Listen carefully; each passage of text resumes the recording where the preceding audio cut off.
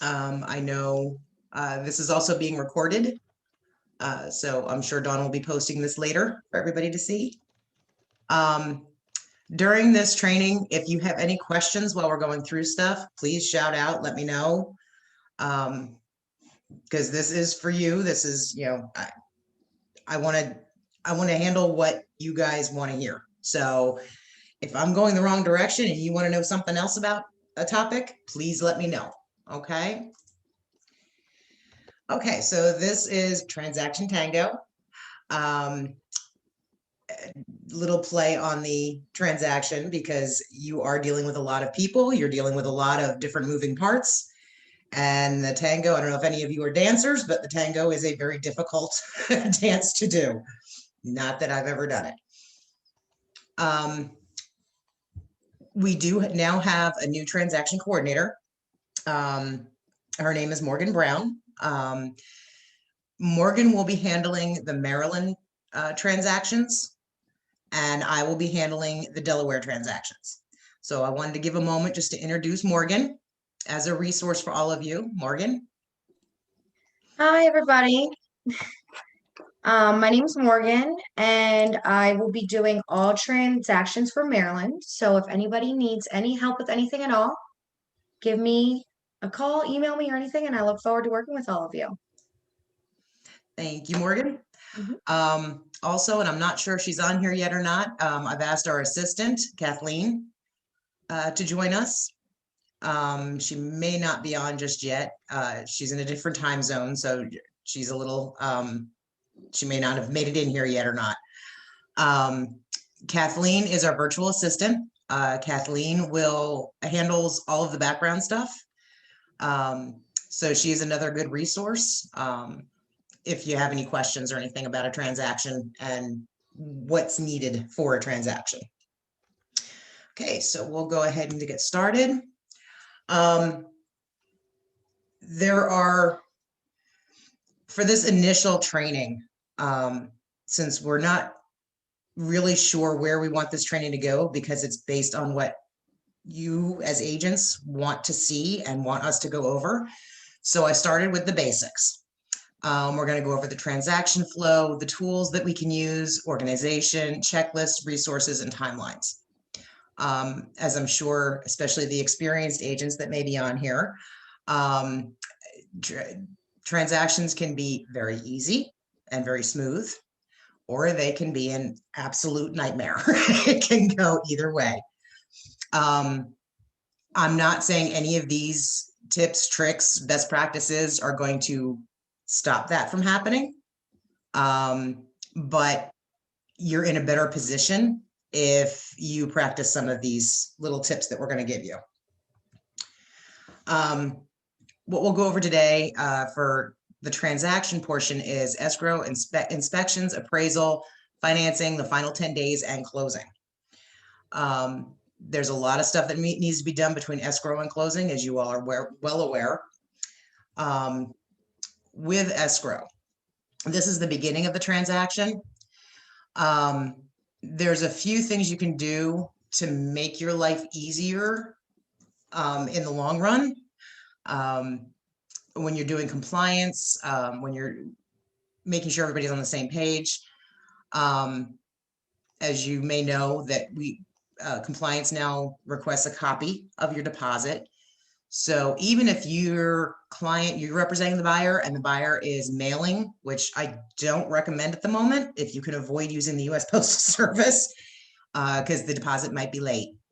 But if your buyer is out of state and is mailing or sending the check, have them make a copy of it and email you a copy, even if they just take a picture of it with their cell phone and text it to you. We need to have a copy of that deposit. It also protects you because then you will have that information if it's needed. Communication is key to any transaction. You need to make sure that every collaborator is on the same page. We do that in transaction coordination by sending out what we call an intro letter. And I know for a fact a lot of agents, experienced agents, do this. at the beginning of transaction, you send something out to your clients, the cooperating agent, the lender, the attorney, anybody who's going to be involved in that transaction, with a list of the dates that are on the contract, any deadlines that are needed, anything that's out of the ordinary that everybody needs to be aware of. It should all be on this initial communication. That way, everybody is aware of what's coming, when it's due, and what needs to be done. If you're doing it yourself, some people have I've seen some really nice letters that some agents do that have all this information. We use an intro chart, I guess you want to call it, that has all of the collaborators, contacts information, inspection dates and times, and it just makes things a lot easier on everybody, so they all know they're on the same page. Organization, keeping track of everything can be a nightmare, especially if you have more than one transaction going on. We'll go over some tools you can use later on to keep the organization in track. Compliance, as you are all well aware, starting in March, you're going to start needing to use Command for your compliance and your commissions. If something is sent back to you via Command from compliance, you can make sure you fix it quickly and get it back, because you don't want it going, 3 or 4 weeks into your transaction and you still haven't gotten approved yet. I highly recommend that you all take time and go to Sandy's class on Command for compliance and commission. Keller Williams. Because you will need to know how to do this. Morgan and I will be more than happy to assist you with this as well. If you have questions on how to do it, you're not sure what goes where, feel free to just send us a quick text message, phone call, email. We'll be happy to help you with that. But definitely attend that training. There's also YouTube videos on how to do it. Inspections. Make sure, the biggest problem we see in our position is that things are not getting scheduled quickly, and that information is not getting communicated. So make sure, if you're representing a buyer, get the inspector scheduled before things get too crazy. Give your client a list of inspection companies, because we cannot recommend one or another. I recommend at least 3, if not more. And then have them choose which inspector they want. They may want to shop around a little bit. Maybe you can assist them with that. But try to keep it moving. The inspection should be scheduled within the first few days of a new contract. Same with the attorney. I've had some that have gone almost 2 weeks to closing and we still don't have an attorney's name yet. You can't let that drop. When the inspection is scheduled, make sure everybody's on the same page. Make sure it's been scheduled in showing time, if that's how the other agent prefers it, or if that's how you prefer it, or your client prefers it. Are the utilities on? I've seen several that they had to pay for a second inspection because the utilities weren't on at the time that the inspector showed up. Can the inspector get in the house? That's another issue. Not all inspectors have central lock access. You might have to get a 1-day code, or you may actually have to meet the inspector at the property. Make sure that is all set up and ready to go before the inspection date. When the results come in, go over it as quickly as possible with your client. Don't let it sit. Don't wait till the next day. Try to get it done as quickly as possible, because you have a very short timeline there to get it turned around. When your client alerts you to what they want repaired, or what they would like to see repaired, make the addendum clear. I've seen some that have they've made it so complicated that there's a lot of confusion involved. If you make it clear what's expected and what's needed, it'll move a lot smoother. And I'm sorry, I'm hearing my voice drone on. I'm not just trying to lecture at you. Again, if anybody has any questions, feel free to stop me. I do not like the sound of my own voice, so feel free. For negotiations, remember the win-win. This is not a competition to see who can beat out the other agent. This is what is best for your client. You want to make sure that you're not trying to browbeat the other agent. You just want to get this resolved and do what is best for your client. But you also want the other agent and the other client to feel that, this is a collaboration and you're working to do what's best for everybody involved. As far as the appraisal, now I will admit, I'm not usually involved too much in the appraisal side of it. I do, getting the lender to communicate is an issue, at least for my side of the situation, because I'm not an agent, so they don't usually communicate with me. But making sure that when the appraisal, no matter which side you're on, that when the appraisal is scheduled, so approximately when to expect the results. Those results can either make or break a transaction. So once you think the results might be in, then start, getting on the lender. Did it appraise? Is there an issue? Please let me know how it turned out. So that way you can then turn around and start figuring out if it didn't appraise, what can we do to save the contract? Do we need to negotiate a little bit more? Do we need to add an additional credit? What do we need to do? And then follow through and make sure everyone is on board with the same information. Okay. Financing, again, communicating with the lenders can be somewhat of a challenge sometimes. Keep up on the lender, keep on them, keep getting status updates. Some lenders are really good about sending out updates to everybody on a weekly basis. Some you don't hear from, no matter how many times you email and call them. But keep on them, keep doing it. Because if there's going to be an issue, you want to know about it way before closing.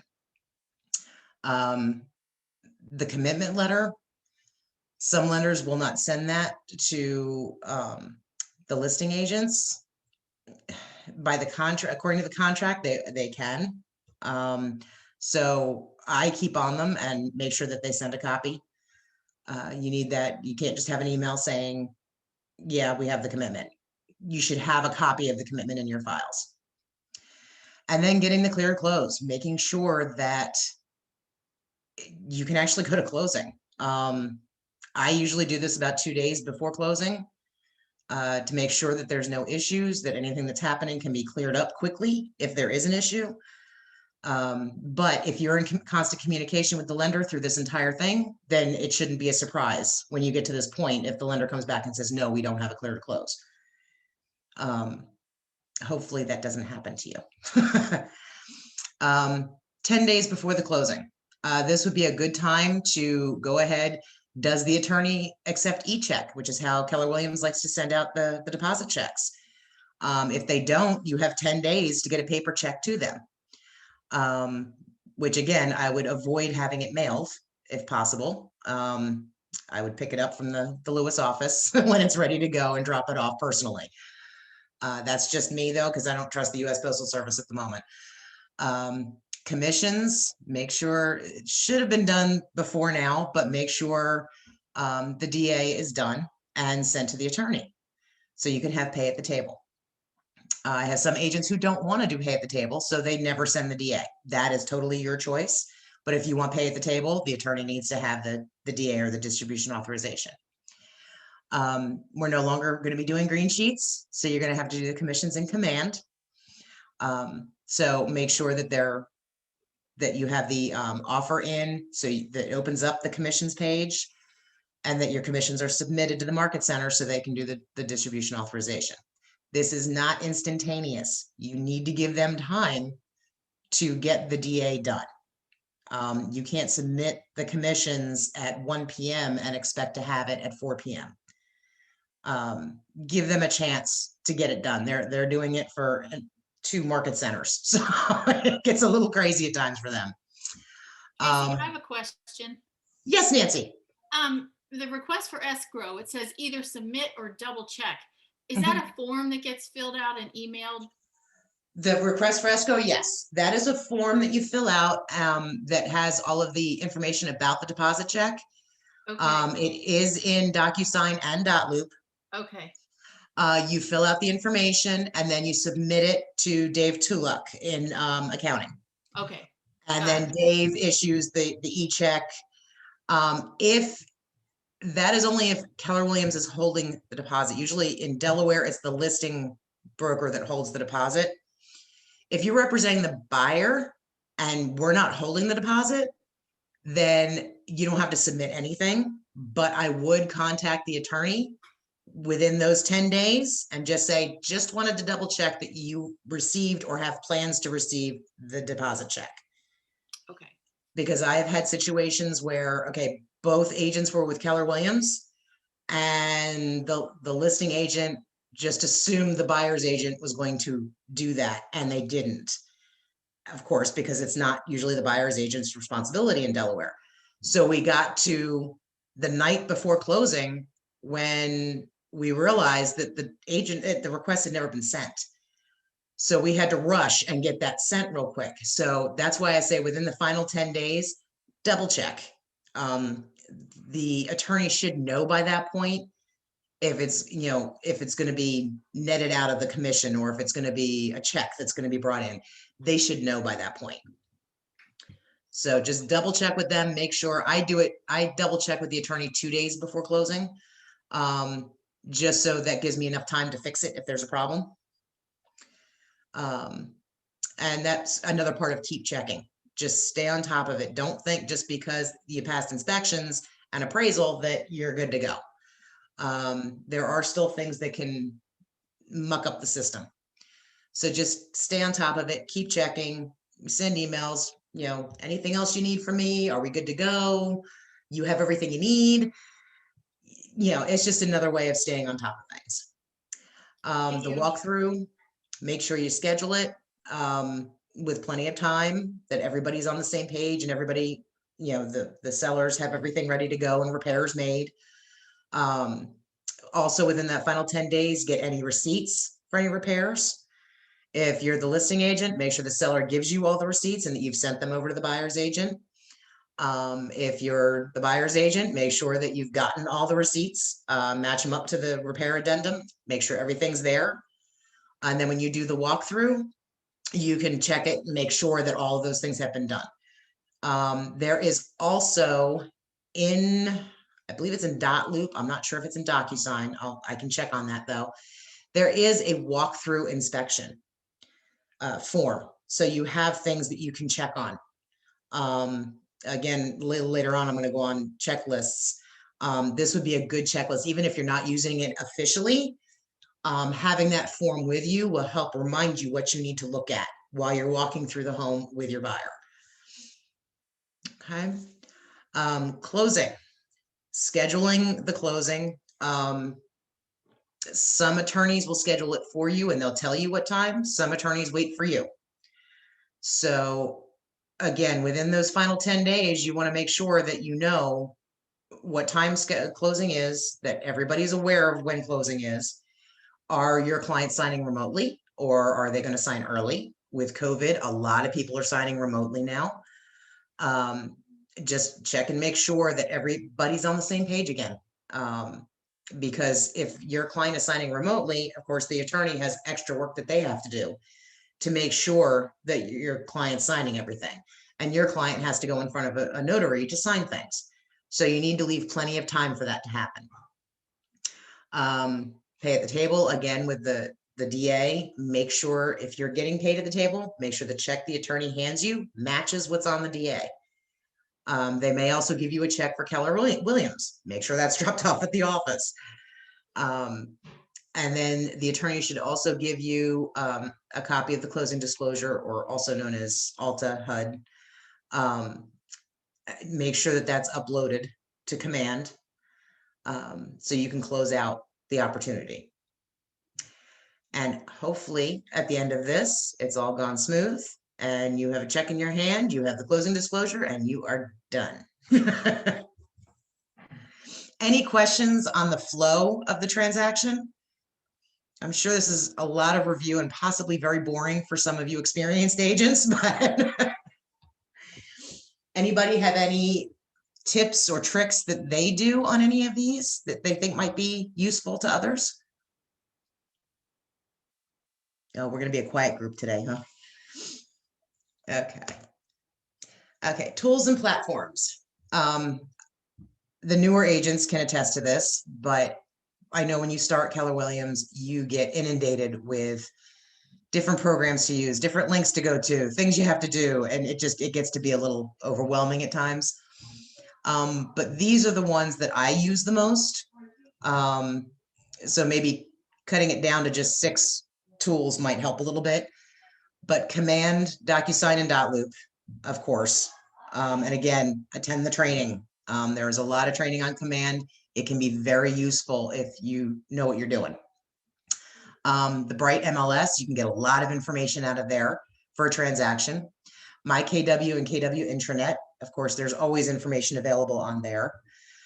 Brivity is the platform that we use in transactions for Keller Williams. It is a transaction management CRM. Those of you who are signed up with our program are familiar with it. But it's something to look into if you're handling your own transactions and you need a program to work with. Brivity is a good one. There are several of them out there. If anybody wants a list of the ones that are available that we've researched, I'll be more than happy to give that to you. Just let me know. Score and DAR, of course, have a ton of resources available for you, and checklists, lots and lots of checklists.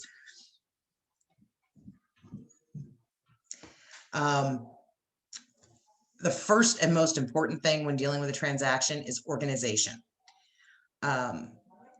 Organization, if you weren't organized, and trust me, I have seen some transactions that were an absolute mess and some that were perfect from the start. The ones that were a mess, we always had issues, always have issues. Files are missing, initials are missing, signatures are missing. They don't have this document. They have this wrong document. So the key to everything is starting it out, be organized. Organize your loop, organize your room. It takes a little bit extra time to do it, but it is well worth it in the end. Rename your files so you know exactly what they are. I mean, the names that are automatically assigned to some of these files are very long, and all of them start the same way with, KW or DAR or something like that. Rename them. As part of our program, when we look at it, when we go through for our initial compliance, we rename them with the street name and then the name of the document. So we'll have Main Street dash CIS, Main Street dash ABA disclosure. So that way we know if we have to download a file to send it to somebody, we know that they're going to know exactly what transaction it's for and what form it is. I've received some documents that have file names that are just ridiculous, and I have to rename it just so I know what I'm doing with it. So use folders. Dotloop and DocuSign both utilize folders. You can add a folder, you can rename them, you can do it any way that works best for you, so you know exactly where everything is and how to find it. A lot of times you'll have several different versions of a document. Some signed, some not, some with revisions. Anything that is not an active document, archive it. Don't delete it, because you may need it in the future just in case. But archive it. Get it out so you're not seeing it when you first open up your loop or your room, because then you're just going to get confused. There's going to be 5 different agreements of sale, and you're not going to know which one is the current one. So when you do a revision to a file, archive the old one, get it out of there so you know which version you're working with. And then put it in a folder so you know exactly where to find it. Anybody have any questions on any of that, or tips, suggestions, observations? Wow, you guys are really making me work today. Here's an example of one that I did. This is obviously a DocuSign room. You can do the same thing with dot loop. This upper part here, the before, is just a ton of documents. You've got the original forms, you've got the signed forms, you have outdated forms, just everything's in there. It's a mess. There's no real rhyme or reason to it. The after, all of them have been renamed, so I know exactly what form they are. I've gotten rid of all the documents that aren't active, and I've created these folders. So I know exactly where to go to find the forms that I need. Now, this may be a little too OCD for some people. I can understand that. You may only have two. You may have listing agreement and agreement of sale, and that's it. Whatever works for you. This just happens to be my format. Okay, any questions on organizing in rooms or loops? Yeah, actually, Tracy, it's a really a good idea to, when you organize those files, that you put the property name first, because it's actually one of the things that you've mentioned to me that's helping me out, because there are times that you need to download files, Mhm. and when you save it without the at least the initial address first, when it goes to your other files, it get lost. Or Yep. when you try to send it to other people, they might get confused on what property it's supposed to. That Mhm. sometimes they need to open it up just to find out and do their research to find out what Yep. document that is for. So Yep. And you yeah, could also potentially say you have 4 agreements of sale that you've downloaded in your download file on your hard drive, and you go to send it to somebody. Now you don't know which one is the one you need to send. It could be 4 right. different transactions. And by the way, everybody, that was Kathleen. She's our virtual assistant, so she's Hi, chiming in there. hi, everyone. Hi, Tracy, Yes. it's Julie here. Yes. Yeah, I had a screen that looked just like your little before Mhm. in command, and it definitely what I've gotten used to doing now. It does take an extra minute, but every time you send out a document, actually you fill that up with all the documents you need to have a contract, and then you send them out to get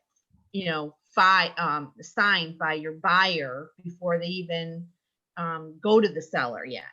So as soon as they come back and it's accepted, I take all of those and I click on them to archive them so that the newest one is with the sellers. And then again, you're going to have more documents. You're going to have your home inspection stuff. And again, every time you go in there and have sent out a new document, it's so important to stay on top of the previous version that was unsigned or got ratified, you made amendment to or whatever. So you have to, it's very important because it's easy to get it to look just like that. Too easy. Yes. It can And then you're spending more time because now you have to, because some of them will say that it's already signed, but it was signed by your buyer, but not by the seller. So Mhm. now you have to open up every single one to see where it fell and the dates, and it's just to stay on top of it right out of the get-go. And I think it takes you more time to figure it out if you're not Absolutely. organized than it does to just organize it in the beginning. Absolutely. Yep. Yeah, because that's one thing. That's one feature about DocuSign I don't like is every time you send that document out, it Yeah. creates another copy of it. So now you got Yes. 6 copies But of the same thing. also is great that you have those other ones, because I have found that I had to make an adjustment to a date or something, and it was easy to go back to the archive and pull that one Mhm. and make the, instead of downloading a whole new document, because then you can't, because you've already downloaded it into the document. So you can't add a new agreement SCL or even a new addendum. You have to You have to go start from back to the scratch. other one and make adjustments to that one that's already archived. So Yep, that's why I say never delete, just yeah, archive. never delete. Never, never, never. Okay. Yeah. I put my 2 cents in. No, I appreciate the 2 cents, believe me. Okay. Okay, now why is this not moving? Okay, there we go. Okay, I mentioned checklists before. DocuSign and Dotloop both have, Charlene was nice enough to upload these checklists. There's one for a sales contract and there's one for a listing. They're very generic, but they give you the basics of what you need. So if you're not sure which documents are needed for a transaction or what you need to be looking for, these checklists will help you. I have a ton of checklists. You know, we just signed on Morgan as a new transaction coordinator. I handed her, I don't know how many different checklists. We work off of checklists all the time. So if there's a checklist that you think would work for you, like you're using the one that's provided by Keller Williams, but you find that you keep adding stuff to it that just you do. It's not an agency thing. It's just something that you do. And you want it added, let us know. I mean, if I have time, I'll be more than happy to make a form for you with a checklist on it. That's not a problem. Because the more you have helping you make sure everything's on track, the better off you're going to be. You're not going to get, you know, to the compliance portion and have Ethel reject your agreement of sale because you forgot to sign the lead-based paint disclosure. You'd be surprised how often that happens. It gets submitted and the agent never signed it. You know, a checklist might help you with that. It might just give you that little bit of a reminder to say, oh yeah, I got to go in and sign that real quick before I submit it. So checklists are always helpful. If I don't have a checklist available, I can make one. Just let me know. Okay. This one that you just showed, is that available in the Yep. DocuSign? That's the sales contract. Yep. Okay, thank you.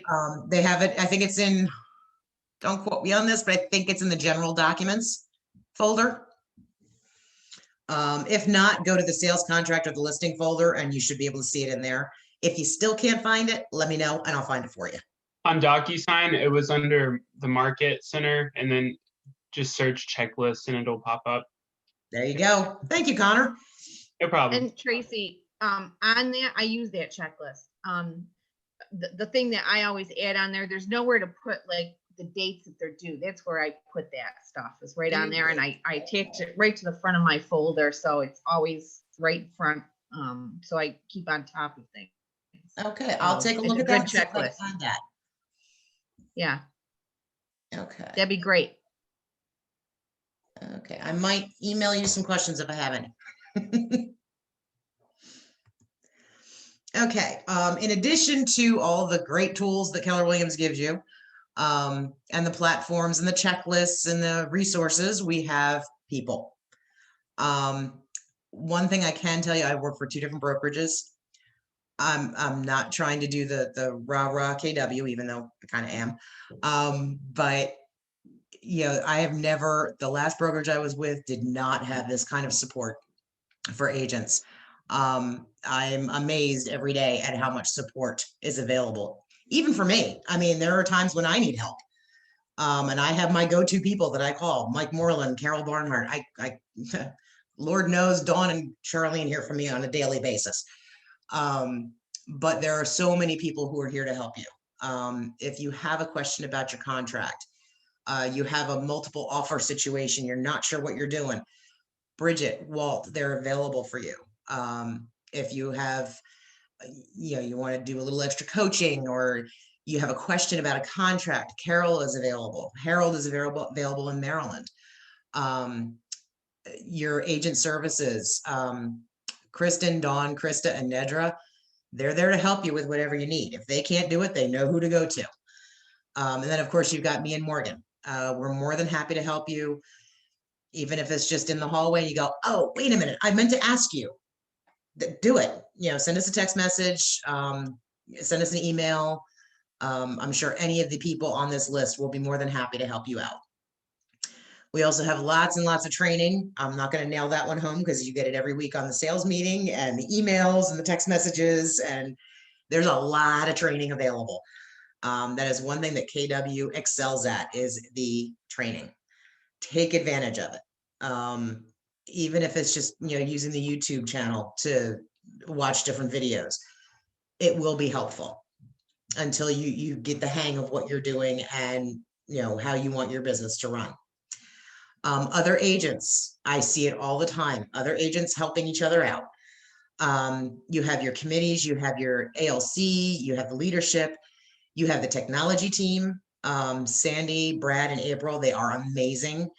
And then you have your leverage team, which is me and Morgan for transactions. You have Josie for marketing, and Michael is our esteemed leader.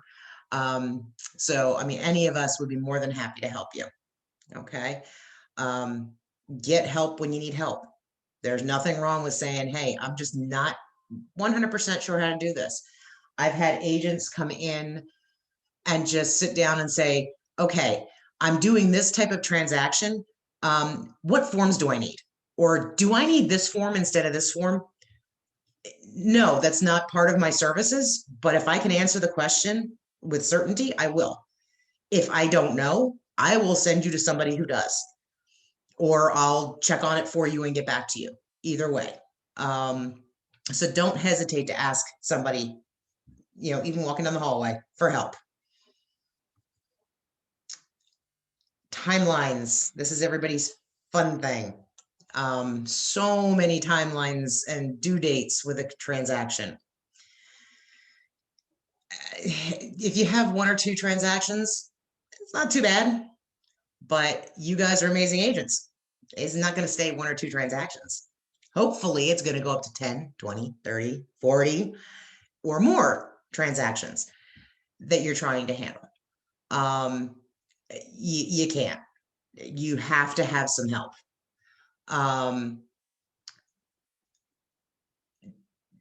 Missing a deadline in a transaction can cause you to lose the transaction, and it'll end up being a fall through. We hope that doesn't happen, and deadlines are missed on occasion, and usually it's okay, well, we'll do an addendum and we'll fix it. But sometimes the other agent's like, nope, sorry, you missed it. We're done. We're going. They were looking for an excuse. So don't give them one. Okay.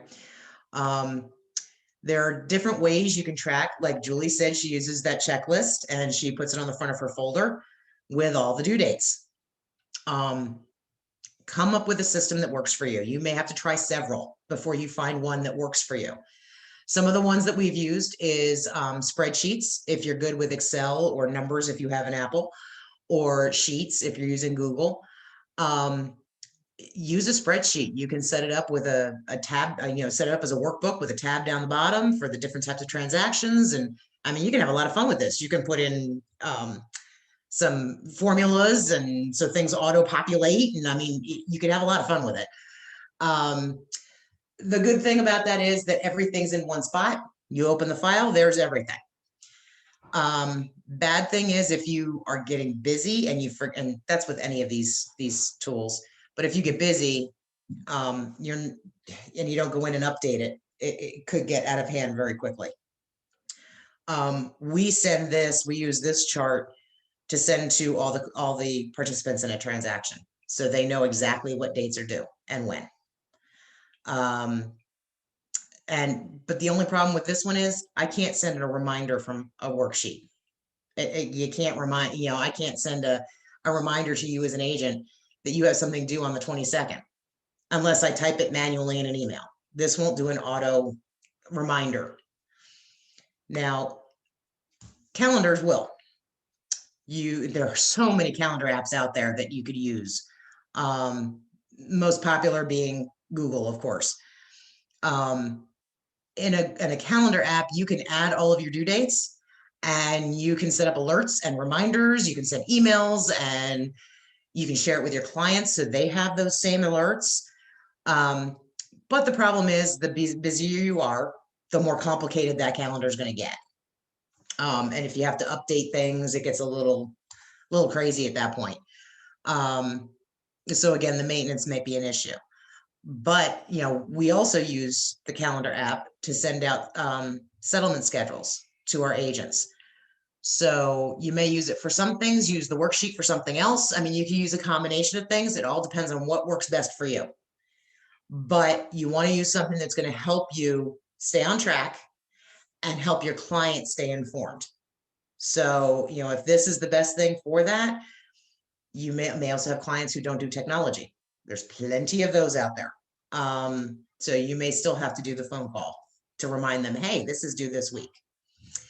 But those who do use technology, you know, they could get the alert on their phone that, hey, the inspection is tomorrow at 2 p.m. They'll get it from the calendar app. Then there's also platforms. Again, Command does have the ability to do tasks for your transaction. It's one of the training videos that are out there.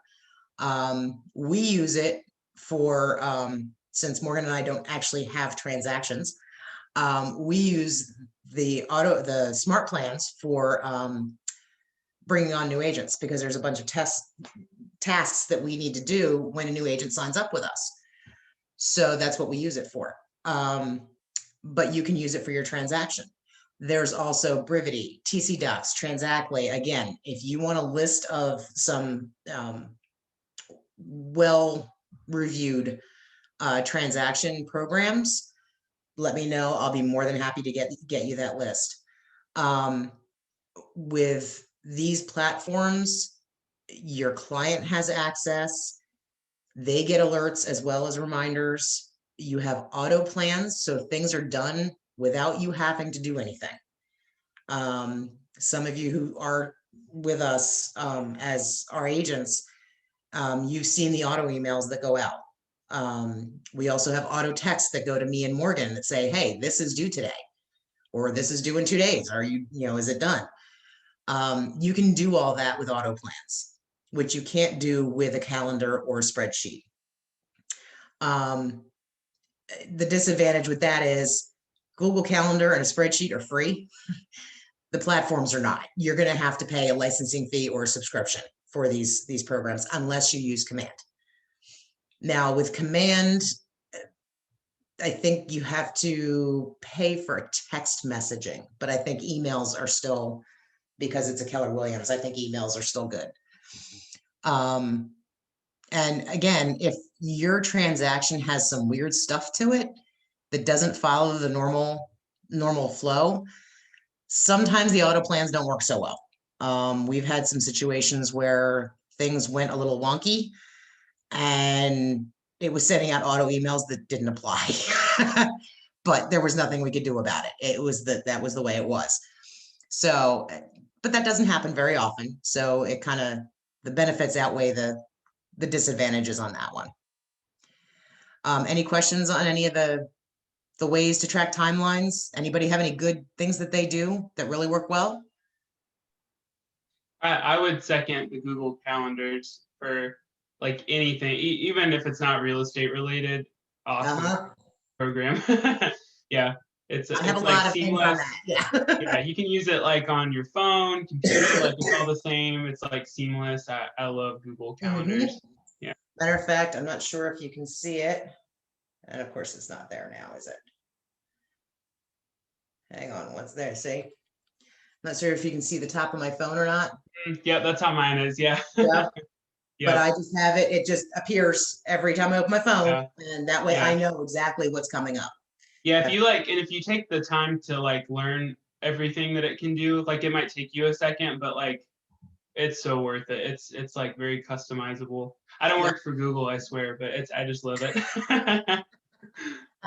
Just like I don't work for Brivity, but I keep putting all their stuff. Exactly. Name drop. Yep. I will say that we've noticed now with our virtual assistant, and some of you may have virtual assistants. I know that's becoming a very popular thing now. With virtual assistants, the problem we're having with Google Calendar is that when Kathleen sets up a settlement appointment, it shows up. We have a problem with the time zone. Even if she has it set for Eastern, it still gets messed up somehow. And we think it's because she's not in the country. So it kind of, it loses translation somewhere. So that's the only thing is we have to make sure that Morgan and I are doing those appointments. But other than that, it does work great. I use it for a lot of things. And then, of course, here comes the shameless plug for our services. If you don't want to use any of that and you just don't care, you want to be able to be with your clients, build your business, make your phone calls, just hand it off to somebody and say, just, you do all the background stuff. I'll do the rest of it. You have a transaction coordinator. Now, you're very lucky in that Keller Williams offers you one. There are other transaction coordinators out there. There are virtual assistants out there who can help you. If you choose to use us, however, we know all the Keller Williams stuff. So that's one advantage we have. We also charge you less. I know, being in the transaction coordination business, I've researched other transaction coordinators and they can run up to $500 a transaction. We don't charge you that much. But hiring somebody to do all this for you, an admin, a transaction coordinator, an assistant, that is also another option. If you just want to make your phone calls and build your business, a transaction coordinator, when you get successful enough, is definitely for you, because that way you can focus on that and you don't have to worry about making sure compliance is done. You don't have to worry about making sure your commission is filled in and submitted. You have somebody to do that for you. It's still your transaction and it's still your contract, but you don't have to worry about the minute little details. Again, the advantage is that frees up your time. So you can, do your lead calling and your marketing and your door knocking. I actually know some agents who still do door knocking. And it ensures you have a backup. You have somebody else looking at this besides just you. You have somebody looking at it saying, hey, wasn't this, weren't you supposed to have this done by now? Or you're missing an initial on this page before it goes to compliance. So that is, and I'd love to say there are no disadvantages to hiring a transaction coordinator, but of course you have to pay for it. And then of course, if you get the wrong person that, their personality doesn't match with yours, or, they're not doing what you want, or they don't have the ability to do what you want, that's another issue. That's why people are kind of a little gun shy for hiring an assistant or a transaction coordinator. It is an investment. That's why a lot of people are going with virtual assistants now. But here you don't have to worry about the long term. You can hire us for one transaction and get it done. So, but I had to get that in there. And this just, a little bit more advertising here. These are the things that a transaction coordinator can do. This happens to be ours. But these are the things that a transaction coordinator can do for you, and take all of that off of your plate so you can focus on more important things. Okay. I tried to keep it short because I know you guys are busy, but any questions? Anything anybody wants to share? Any comments? This is open forum. Anybody who wants to say anything. This was a waste of your time. You enjoyed it. Whatever comes to mind. Will you leave that last slide on for a few minutes while we talk? Thank Sure. you. Thank you. I can also send this to you if you want.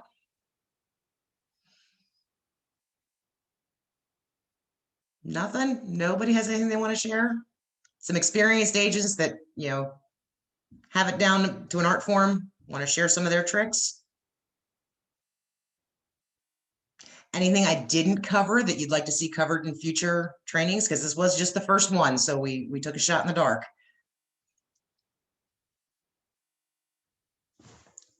Oh, I see a comment here, I think. You're very welcome, Rose. Yeah, I would, I may just have, send you an email here, in the next, day or two here about like that checklist and what it could, because sometimes, and I've had this happen because of, HOA docs not getting received not by anyone's fault except for the people that, you know, they'll take your money, but they won't send you the docs in that time frame that you need. So Yeah. I've had to write a couple of addendums to extend the date, you know. So, Mhm. you know, for things like that, and so, you know, like on the checklist, when you say, okay, here's the date that we have to have things, but sometimes the settlement date changes because of something, but, you know, just having those extra little, you know, boxes, and to make sure that the addendums to extend those Mhm. have been, you know, sent and signed, you know. Yep. So sometimes, you know, the things that are you know, more frequent, like, you know, settlement dates changing, Mhm. and getting an extension for the HOA docs, or even for, you know, sometimes the home inspection, because you couldn't get them in on time, you have to Mhm. actually extend that. So just a little Yeah. extra room, you know, for an extra date in case, Yep. Yep. you know. Yeah, I'd So, say the Decoya is the one that is the biggest headache oh, for most agents. it's horrible. Only because you're Horrible. dealing with an outside source that doesn't always Yeah. want to play nice. Yeah, no, it's Yeah. not. So, and that's my 2 cents. But I'll probably send you an email about, you That's know, fine. that, or make my own list. I mean, you know, it's not like I'm asking you, but if you were gonna ask, I would add in a little extra space for those two things to, you know, Right. 'cause it's not as clean cut as that list is, you know. Right. We would like to A think little it bit more is, but detail. it doesn't. Yeah. Yeah, just a little bit more detail than what's there. Yeah, Yeah. exactly. Okay. Okay. I'll see if I can figure something out. All right, and thank you for the class. It was, you Not know, a it's always problem. good to, you know, just be, you know, make sure you're up on top of things. So I appreciate you taking the Yes. time to do this, Tracy. And if anybody, like I said, we're just starting this and we plan on doing this. We're alternating between Maryland and Delaware every month. Yeah. So, I mean, if anybody ever has anything that they want to see covered in this regarding transactions, Mhm. please shoot us an email. Let us know. So we Okay. don't waste your time. If this is a waste of time for people, that's not what we want. We Okay. want it to be informative. We want it to be something that you walk away and say, oh, okay, now I get it. Or, oh, Right. I'm gonna have to try that. Yeah. We don't want it to waste your Okay. time. Okay, Very so good. feel free to Thanks. let us know. Okay. All right. Okay. Anybody, any other questions? I wanted to share something actually with Sure. my own. It was actually my own transaction here a few weeks ago that we ran into. It was new construction, and something that I'll always keep an eye on now for any future new construction. But like I said, this was my own property. The county didn't issue the certificate of occupancy on time, which will really hold up settlement and your lending and all of that. So yeah, I mean, we were there. My husband, he's active duty, and so he was going to take off, and it was a whole thing. I was going to sign a POA to reschedule and all that, but yeah, it was like the dumbest thing in my opinion to slow down a transaction, and it's not really anybody's fault in your local group. It's up at the top, but you know, our builder had to call and harass the county and stuff. So that'd be something I would say that you wouldn't think about as your responsibility, but to like I'll definitely check on that when I have a new construction client, because it'll something you don't expect, but it'll stop it in its tracks. Yeah, there are So, some things that don't necessarily fall under your yeah, rule to follow, but you'll get blamed for it, sure. you learn after time that Yeah. just, you know, the more things you are on top of, the easier it's going to be when something goes wrong. I agree. Yeah. And something will always go wrong. Okay. Well, I thank you all very much for your valuable time. If anybody ever needs anything, Morgan and I are available. Kathleen is available. We have a team email that you can send it to or send it to us individually. And this will be recorded, so I think Dawn's gonna post it for us. So thank you. I appreciate it. You all have a great day. Bye, everyone. Thanks.